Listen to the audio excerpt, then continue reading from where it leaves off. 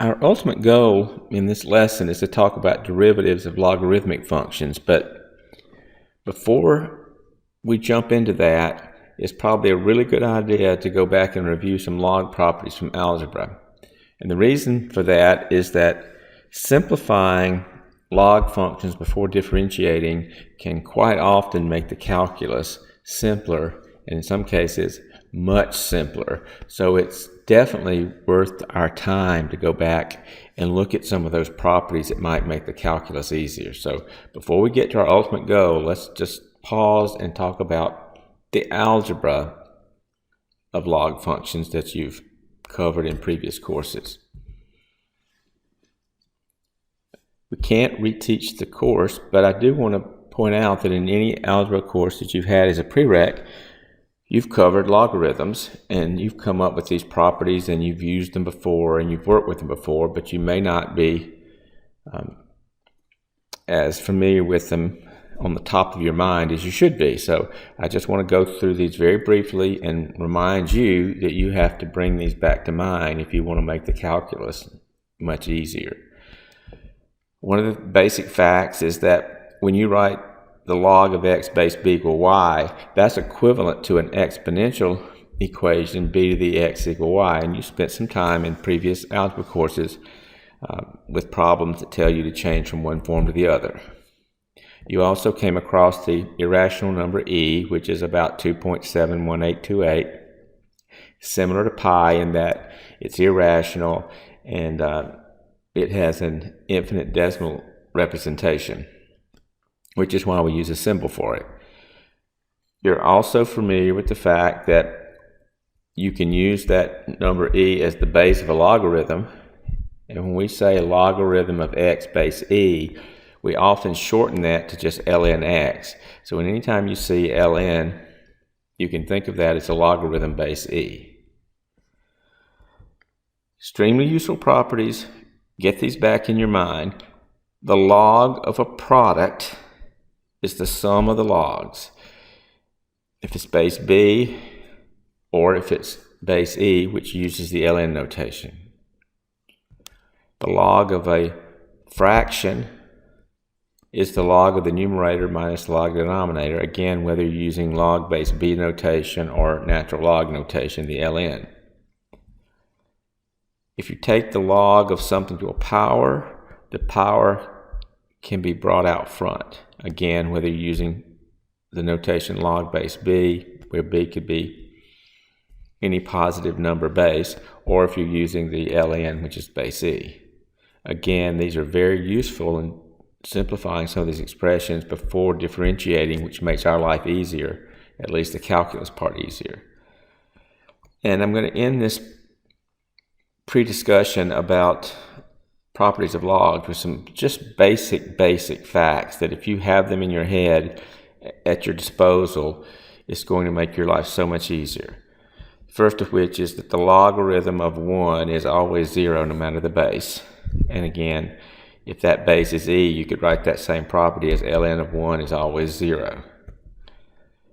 If the base matches what you're taking the log of, in other words, the log of b base b, it's just 1. And if you translate that into base e, that becomes the natural log of e is always 1. The logarithm of b to the x base b is just x. In other words, if you're taking the log of an exponential expression and the base of the exponent is the same as the base of the logarithm, you just get the exponent for the answer. And if you translate that into natural log notation, that says natural log of e to the x is equal to x. And remember, x can stand for anything. So the natural log of e to whatever's up there is just whatever's up there. The last couple of really useful formulas. If you take b to the logarithm of x base b, again, the base of the exponent matches the base of the logarithm, you just get what you're taking the log of, which is x. And again, if you translate that to base e, that becomes the property that says e to the natural log of x is always x. Please get some of these basic facts back into your head so you can easily access them as you're working some of these problems. Before we get to the calculus, let's practice this a little bit. I'm going to throw those properties back up there so we can look back at them. So I could give you a property like simplify the logarithm of 8 base 2. Well, all these properties have to do with bases matching each other. Well, 8 and 2 don't match each other, but think about it a minute. 8 is really 2 cubed. So if you think of 8 as 2 cubed, that logarithmic expression becomes the log of 2 to the third base 2. Now the bases match, and you have a property that says, I'm actually going to do this 2 different ways, so bear with me. I'm doing it both ways on purpose. Actually, there are 2 reasons I'm doing it 2 ways, but this is the way I chose to do it first. You have a property that says if you're taking the logarithm of something to a power, you can bring the power down front. So that becomes 3 times the log of 2 base 2. And then you have a property that says if you're taking the logarithm of something and that something is the base of the logarithm, you always get 1 for the answer. So the log of 2 base 2, the log of 7 base 7, the log of 50 base 50 will always be 1. So the answer is 3. The reason I put this problem in here is that this type of manipulation can be really useful for some of our derivative problems that we'll do in a few minutes. And it allows us to take this, what I maybe call a strategy, for lack of a better term. If you want to write something, the log of something to a power, you can always bring that power down front. That in itself, right by itself, is a very useful property or strategy that will help us make derivative problems with logarithms easier in a lot of cases. So keep that in mind. Now, I said I was going to work the same problem a second way that's actually faster. I did it this way to show you sometimes there are multiple ways of doing things, but I also did it this way to show you that little aside about it being a useful property for derivatives. But if you actually were just trying to solve this problem in the fastest way you could, if you still think of the 8 as 2 cubed, we have a property that says if you're taking the log of something to a power and the base of the exponent matches the base of the logarithm, you just get the exponent for the answer, and so you get 3 immediately if you use that property. You can see it works either way. And that happens in a lot of cases, that sometimes you can get to the same result in different ways. The first way is a really useful strategy for us later on doing derivatives. The second way is actually the fastest way to answer this particular problem. And keep in mind, the natural logarithm is just a log with base e. So anything we say about base b also applies to natural logarithms because e is just a particular b.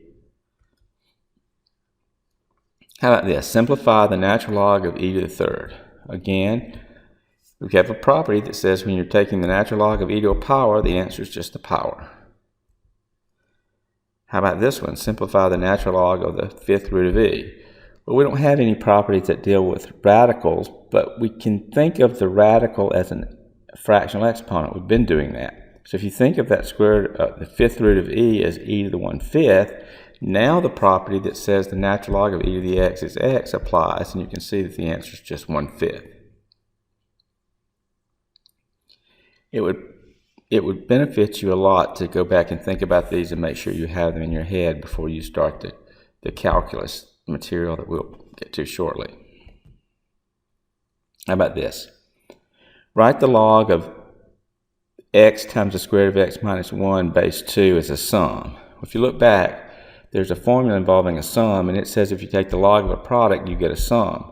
So if you take the log of x times the square root of x minus 1, you can write that as the log of the first factor, which is the x, plus the log of the second factor, which is the square root of x minus 1. How about this? The log of a fraction, x over the square root of x minus 1 base 2. Well, you have a property that gives you that as well. If you have the log of a fraction, you can write it as a difference. The log of the top minus the log of the bottom. Evaluate log of 16 base 2 without a calculator. Well, again, we have properties that tell us how to simplify some of these things if the bases match. Well, 2 and 16 don't match each other, but similar to the 8 that we did a minute ago, 16 is a power of 2. If you think of 16 as 2 to the 4th, now the bases do match, and you can use the property that says you can bring down the 4. You could have also done it by the other property that says if the bases match, you get the exponent for the answer. Either way, you get the same thing. How about this? Evaluate 1 over 27 base 3 without a calculator. Well, that's the log of a fraction. So you're probably going to suspect that, well, I could write it as a difference, and you could. There's actually a simpler way.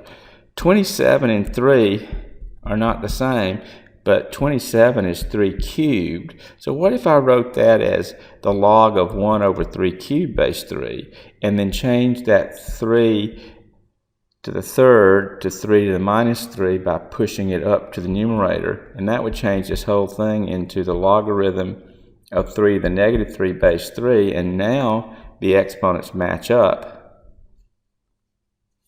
Now the bases match up, and you get the exponent for the answer, so the answer will be negative 3.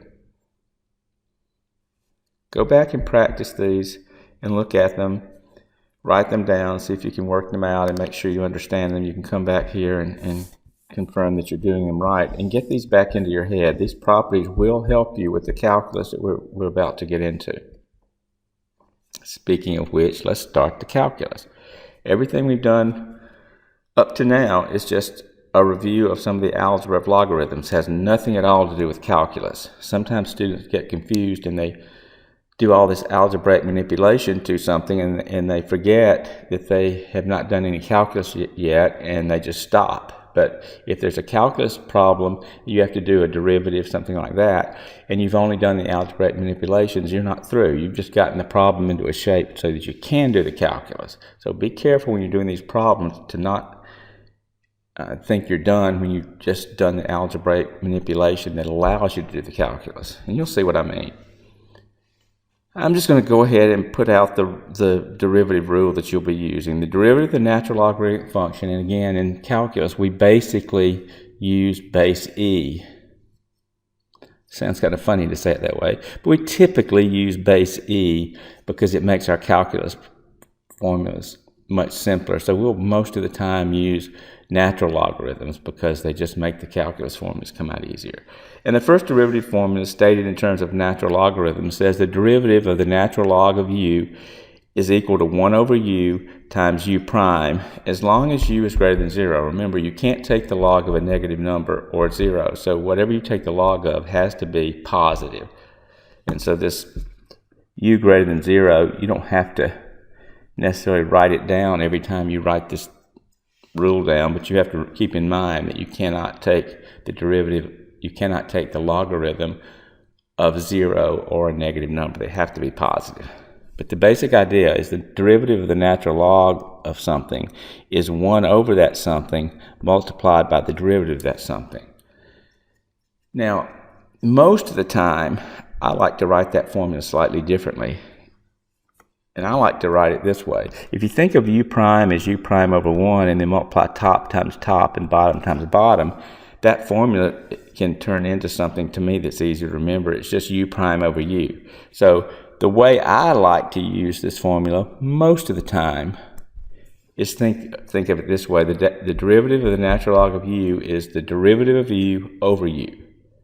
Both formulations are the same, and if you prefer one over the other, go for whichever one makes the most sense to you, but this is the one that I use most of the time. The exception is if u is really complicated, sometimes I'll write it the first way.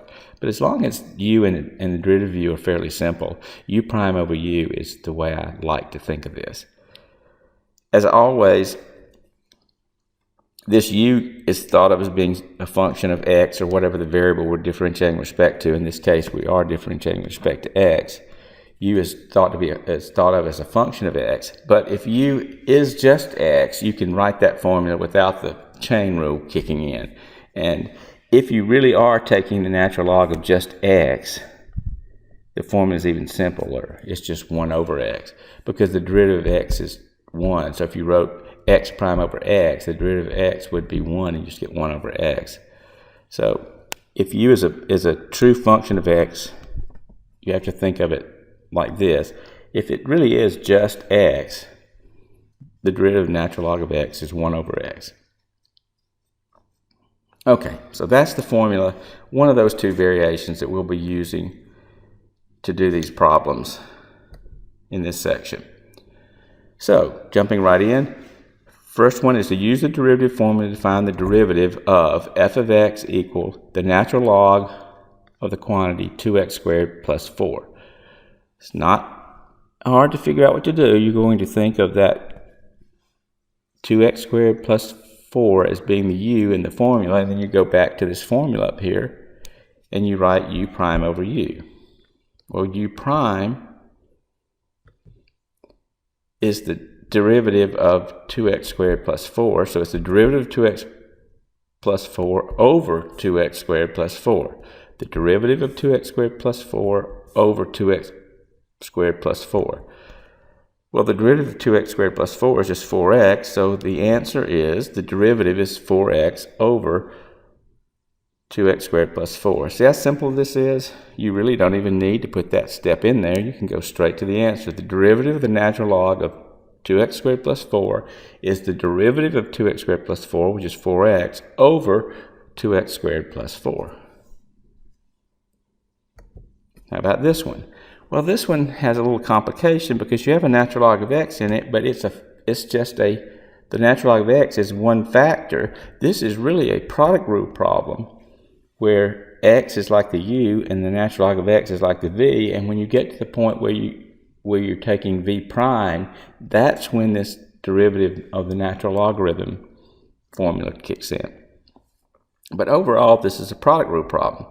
The product rule problem says you take u times the derivative of v. Well, v is natural log of x, and according to the formula just above, the derivative of the natural log of x is 1 over x. Plus, then you reverse it, you take the v, which is the natural log of x, and multiply it by the derivative of x, and the derivative of x is just 1. And obviously, x times 1 over x is just 1. And 1 times log x is just log x, so you end up with the derivative of 1 plus the natural log of x. This is not difficult, but you do have to have some basic things in your head, and you have to practice to make sure you don't make careless mistakes, or at least to minimize those. How about this? Use the derivative formula to find the derivative of f of x equal natural log of x over x. Well, this is a fraction, so this will be a quotient rule. Low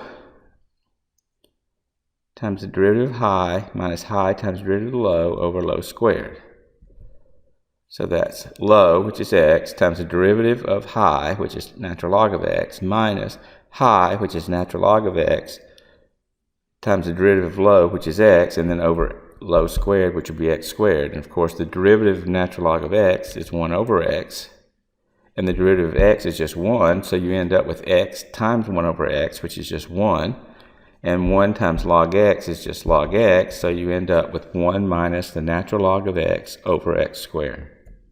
Again, you're overall doing a quotient rule, but within that quotient rule, you have to use the derivative of the natural log formula. It's not difficult, but it probably is going to require you to practice a bit to get used to the ideas. Another. What if the function is f of x equal the natural log of the fifth root of the quantity 4 minus 3x? We hit on this earlier when we talked about algebraic manipulation. This is the point that I was making earlier. The calculus will be much easier if you do some algebra on this function first, and you realize from an earlier discussion that a fifth root is the same as a 1/5 power. And then thinking back, you have a formula that says the natural log of x to a power, you can just bring the power down front. Well, that's where the 1/5 comes in. You can take that 1/5 and bring it down front, and you'll end up with 1/5 times the natural log of the quantity 4 minus 3x. Now we're at the point where I was making a point earlier that some people get to the point where they've done all this algebra and say, okay, that's the answer to the question. just be careful. This is algebra. Those are algebraic manipulations of the original function. We've done no calculus yet. We've used algebra to get it into the form so that we can then do the calculus, the derivative. So we're not done. We've just manipulated the function into a form where the calculus will be very easy. So all you do to take the derivative is, we have a formula from a long time ago that a constant times a function has a derivative. You can just write the constant down and multiply by the derivative of the function. So by far the easiest way to think about this is just write the 1/5 down and multiply by the derivative of the function of x, which is a natural logarithm. So we just write the 1/5 down and concentrate on taking the derivative of the rest. We're going to take the derivative of the rest. Well, what is the derivative of natural log of something? Well, that takes you back up to this formula. The derivative of the natural log of u is u prime over u. Well, what is u prime? Write the 1/5 down times u prime. What's the derivative of 4 minus 3x? Well, it's just minus 3 over the u itself, which is the 4 minus 3x. And of course, if you want to clean that up a little bit and write it as one fraction, you can think of taking the 1 times the 1 times the minus 3, and then take the 5 times the denominator. And you end up with minus 3 over the product of 5 and 4 minus 3x. And there you go. Practice makes perfect. How about this one? This one's got nested parentheses, and it also brings out one of the things that I think students get most confused about, and that is dealing with logarithms and powers. You've got an x cubed where you're taking the log of it, you're taking the log of a power, but then you've got a logarithm on the inside that itself is raised to a power, and somehow that's very confusing. So you've got to be very careful. I think of this as working on the inside out. You want to first work on that inside part, which is the natural log of x cubed. And anytime you're going to be taking a derivative that involves a log to a power, look at that underlined part of it. You've got the log of x cubed. Anytime you're going to be taking the derivative of something that's log to a power, it's probably going to behoove you to write that power down front. So the very first thing I would do is go on the inside of that expression and change that natural log of x cubed to 3 times the natural log of x. But be careful, that whole 3 log x is still being squared. And at this point, I would even take the extra step of squaring each piece. So I would go ahead and square the 3 and get 9.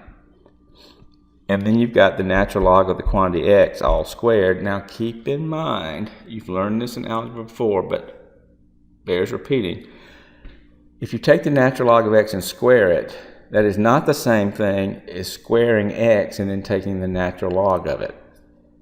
In other words, the natural log of x quantity squared is not the same as the natural log of x squared. That's just the case. So you have to be careful about not falling into that trap.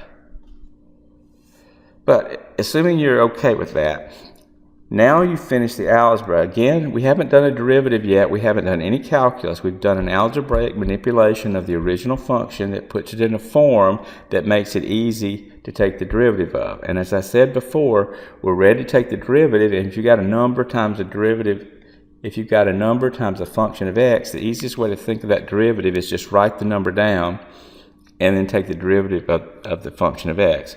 So it's 9 times whatever the derivative of the quantity natural log of x squared turns out to be. Now this time, that's the general power rule. You've got a function of x raised to a power.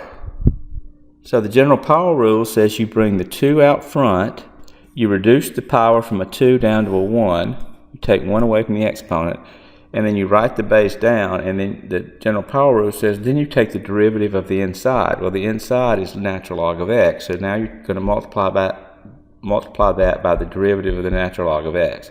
That's just an application of the general power rule. You have to get these basics down. We can't keep going back when we work a problem. We can't just keep reaching back to the simplest derivative rules and relearning them over and over again for each problem. You've got to get to a point where basic rules that you learned earlier have been incorporated into your toolbox, what I usually call a toolbox, and you can draw those tools out as you need them. You don't have to go back and think, oh my gosh, what does the general power rule tell me to do anymore? What does the product rule tell me to do? You've got to have those things solid, or it's going to slow you down so much on the others that you'll get lost in the weeds. You've got to get to the point where the earlier derivative rules are in hand, so you can use them, get them over with, and concentrate on the total problem at hand rather than him go back and relearn every rule every time you need it. You've got to concentrate on that. That need is not going to go away. It's worth your time to go back if need be and make sure you've got these basic derivative rules under control. It's going to slow you down and cause you problems from now on if you don't. Anyway, we're down to the point now of just simplifying, taking that very last derivative. We know that the derivative of the natural log of x is just 1 over x, so we end up with 9 times 2 is 18, times the natural log of x, times the derivative of the natural log of x, which is 1 over x. And if you want to think of that 18 as 18 over 1 and natural log of x as being over 1, and write that all as one fraction, you get top times top times top, bottom times bottom times bottom, you'll end up with 18 times the natural log of x over x. And that's the simplest way to write it.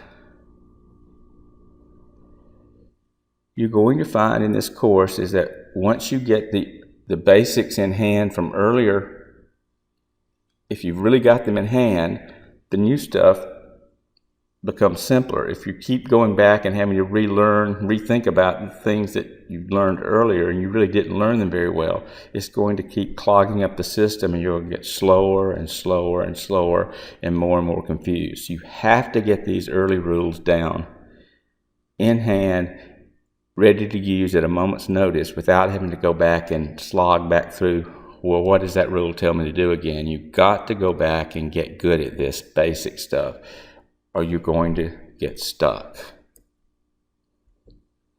Let's do another. This is a log of a fraction. So f of x is the natural log of x over the quantity x squared plus 2. And again, when you recognize the log of a fraction, you're probably going to want to rewrite it as the log of the numerator minus the log of the denominator. It makes the calculus much easier. So that's going to be the log of x minus the natural log of the quantity x squared plus 2, and you can see that's going to make it much easier to find that derivative, because at this point the first one is just natural log of x, and I know the derivative of natural log of x is 1 over x, and the second one, if you think of the x squared plus 2 as being the u and apply this formula right here, you end up with u prime over u. Well, u prime is 2x over u, which is x squared plus 2, so you get 1 over x minus x squared over the quantity x squared plus 2. You could get a common denominator, simplify it, and write it more compactly, but this is fine. WebAssign's okay with this. I'm okay with this. It's a perfectly legitimate way to write the answer. We're working a lot of problems because there's so many variations, and I want to emphasize the fact that all these go back to earlier things, and if you're not good with the earlier things, it's going to clog you up and slow you down as you work through the newer stuff. So this is again a log of a fraction. It's a more complicated fraction, but the principle applies. The log of a fraction can be written as the log of the numerator minus the log of the denominator. Again, that's algebra, not calculus. You haven't done any calculus yet. But now it's in a form that I'm ready to take the derivative and use my log formula. So I've got a log minus a log, so I attack each one separately. If I want to take the derivative of the log of 2 plus x cubed, I get the derivative of 2 plus e to the x, not x cubed. I get the derivative of 2 plus e to the x over 2 plus e to the x. And then when I'm doing the derivative of the natural log of 2 minus e to the x, I get the derivative of 2 minus e to the x over 2 minus e to the x. Now you might not even want to write this step. I'm just doing it for emphasis. You might go ahead directly and just go ahead and put in what the derivatives are. The derivative of 2 plus e to the x. Well, the derivative of 2 is obviously 0 because it's a constant, but what's the derivative of x? What's the derivative of e to the x? Well, we just learned that. The derivative of e to the x from the last section is e to the x. So when you take the derivative of 2, you get 0. When you take the derivative of e to the x, you just get e to the x. So that just gives you e to the x. And then when you move over to the second numerator, the derivative of 2 is still 0. But then you've got minus the derivative of e to the x. So that's where the minus sign comes from. It comes from right here. So you get e to the x over the quantity 2 plus e to the x minus a minus e to the x over the quantity 2 minus e to the x. And you can think of that minus as being brought up front, of course, and that minus, a minus becomes a plus. And that's a perfectly good way to leave your answer. Practice, practice, practice, and when necessary, go back and get better at some of the earlier formulas, because when you bring them forward and use them, if you're still struggling with them and you throw them in the middle of new stuff, it just causes more and more difficulty, and it just gums up the whole system. So you've got to get good at the earlier stuff. How about this?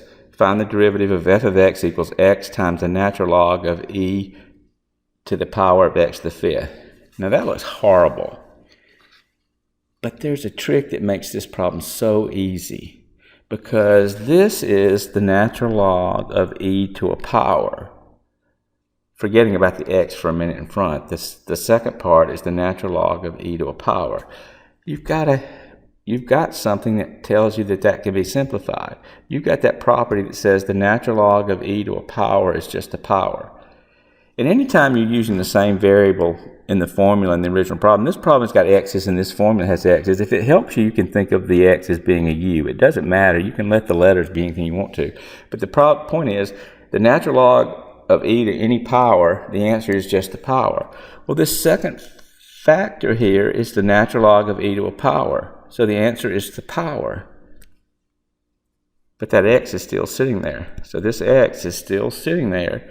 But this whole natural log, this whole thing that I put in this box is just, according to our algebraic manipulation rules, it's just it's just x to the fifth.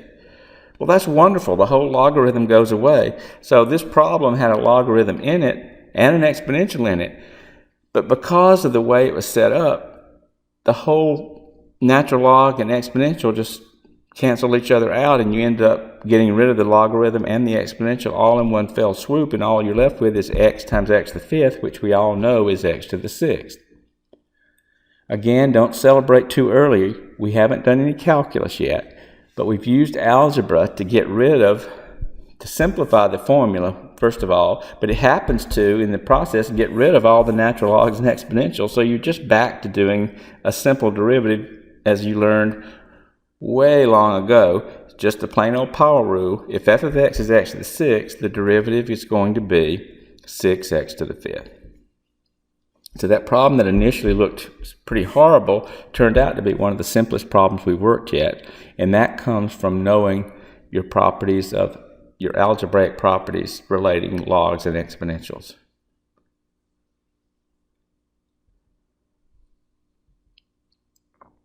Now this same process can work with implicit differentiation. All the old stuff still follows forward. So in this problem, we've got a logarithmic expression as part of an implicit differentiation problem. So it says, given the natural log of the product of x and y plus 8x equal 10, find dy over dx implicitly.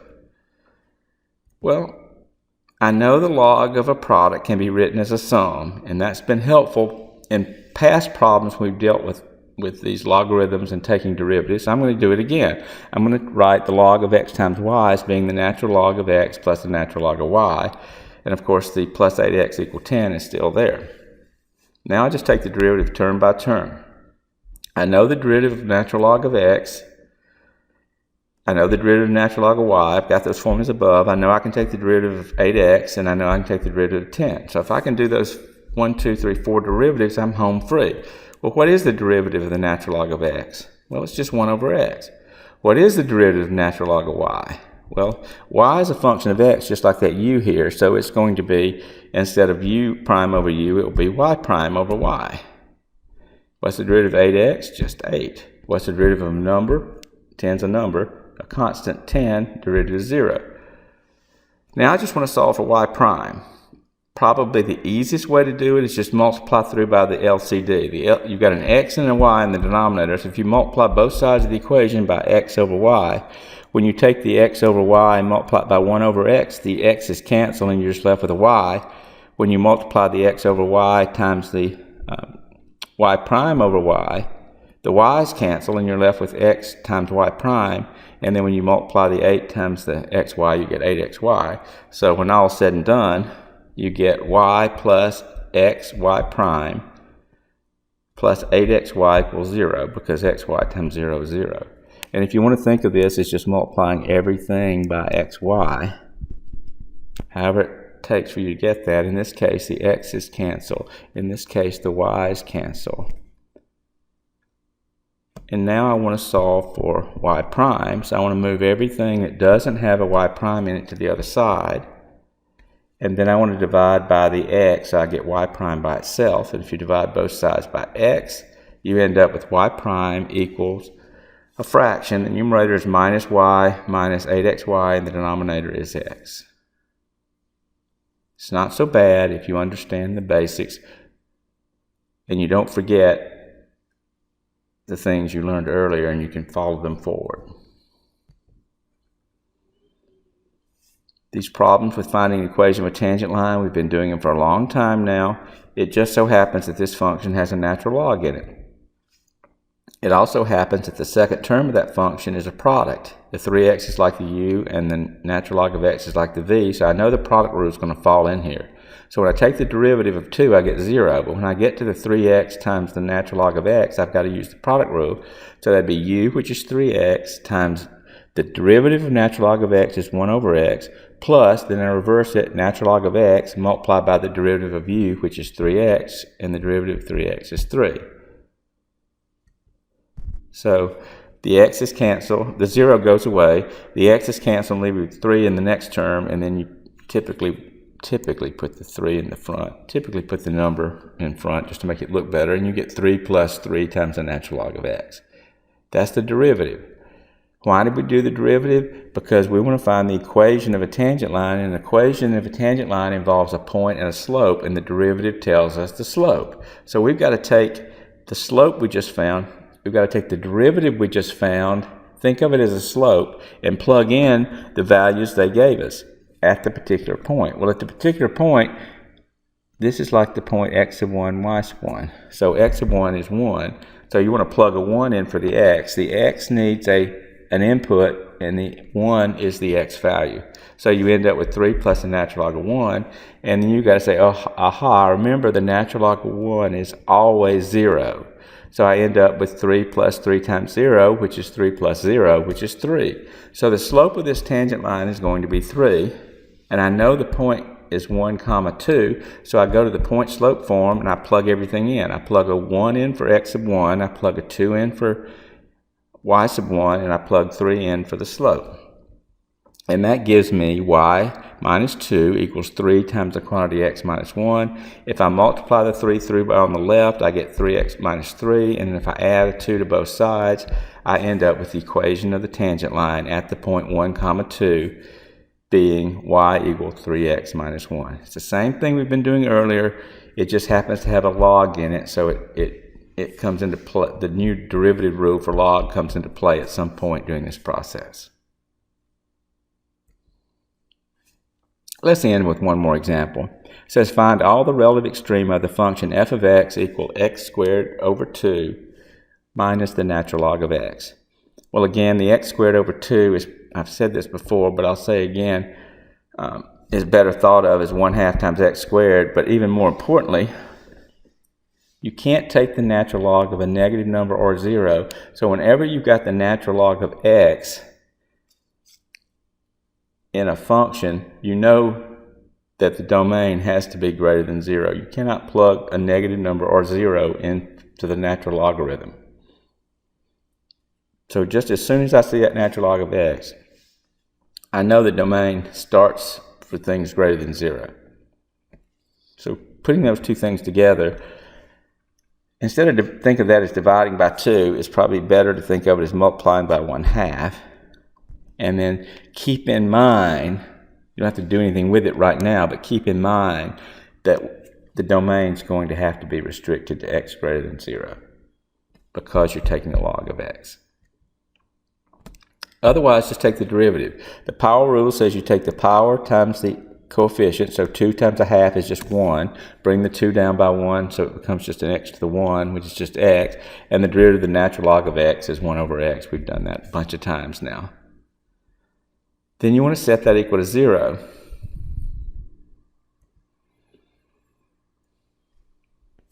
And that gives you, I really got a little bit ahead of myself.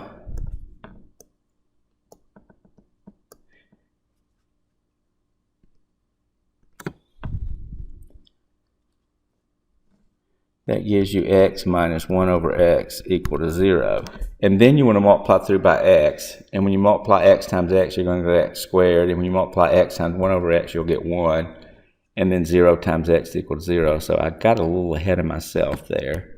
But when all's said and done, and you multiply through by x, you're going to get x squared minus 1 is equal to 0. Which means x squared has got to be 1, which means x has to be plus or minus 1. But this is where that domain restriction comes in. Just said earlier that the domain has to be, the x has to be greater than 0 because of the domain issue. So that negative 1 has to be eliminated. It can't be a critical number even though it looks like it should be, because you can't plug a negative 1 into this function. If you try to plug a negative 1 here, you'd have the natural log of negative 1, and you can't do that. So the critical number negative 1 has to be thrown out. So the only real critical number in this problem is x equal 1. So you've got to put it on your number line and test. But remember, the number line just doesn't keep going back forever and ever to minus infinity like we've done in the past, because the domain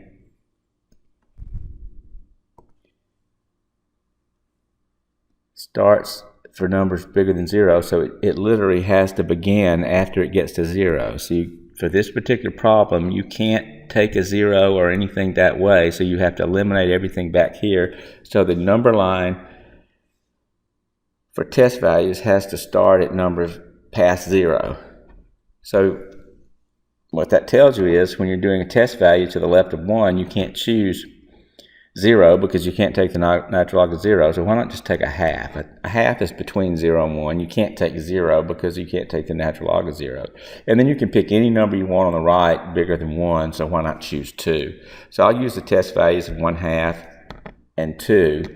And what do you do with those test values? You plug them into the derivative, and you're trying to figure out whether the slope is positive or negative.